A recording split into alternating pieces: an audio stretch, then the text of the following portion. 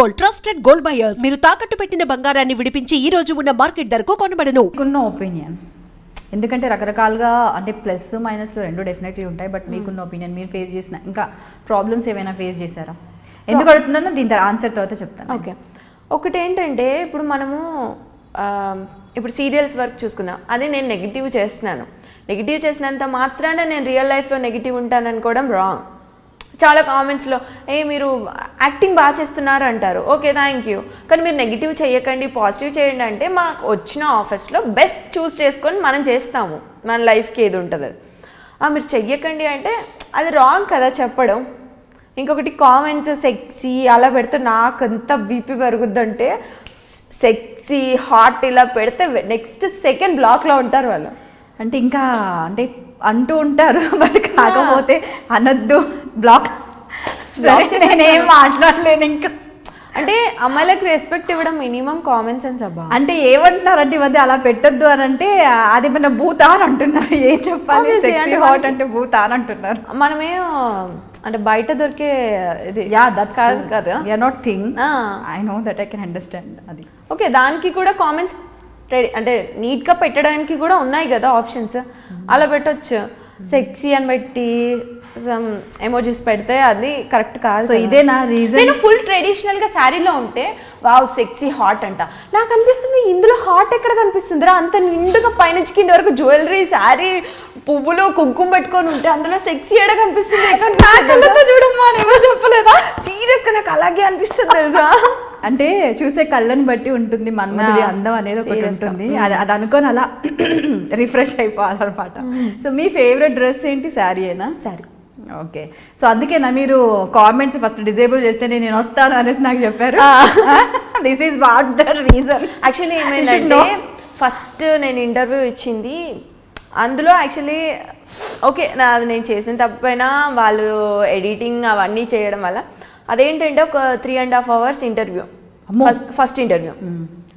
అది ఎడిటింగ్ ఎలా చేశారు అంటే కంటిన్యూగా నేను ఇప్పుడు మీరు అడిగితే నేను ఆన్సర్ చేస్తున్నా కదా, అందులో అలా లేదు.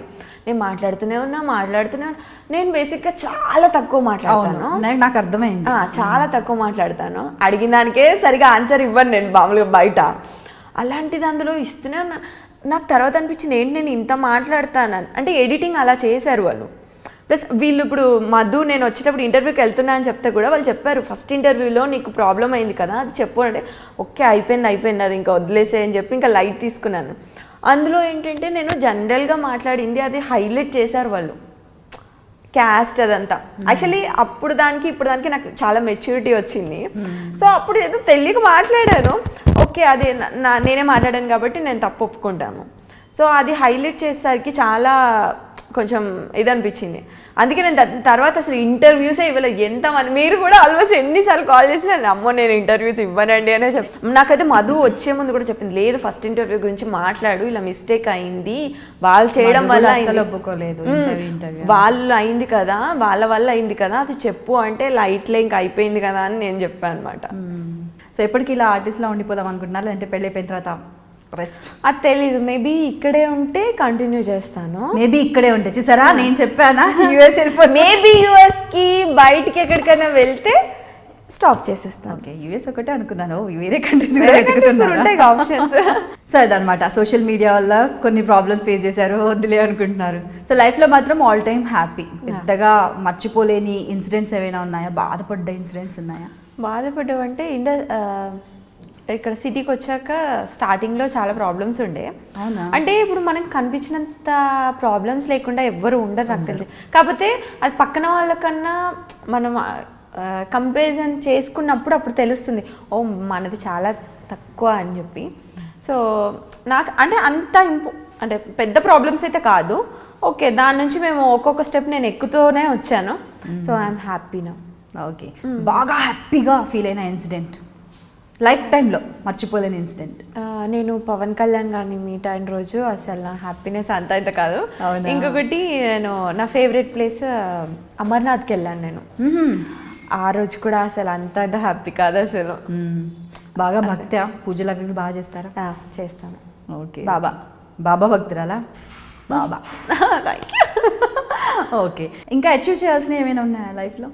ఏం లేదు, అంటే ఏదో ఒక బిజినెస్ ప్లాన్ చేద్దాం అనుకుంటాను. కాకపోతే మా మమ్మీ వాళ్ళు ఇప్పుడు అదే చెప్తారు, నువ్వు ఇప్పుడు ఎందుకు అంటే రిస్క్ తీసుకోకు, మ్యారేజ్ అయ్యాక చేసుకో నువ్వు ఏదైనా అబ్బా ఇదే మ్యారేజ్ అయితే రిస్క్ మీది, మీరు ఏమైనా చేసుకోండి అన్నాను. అమ్మో.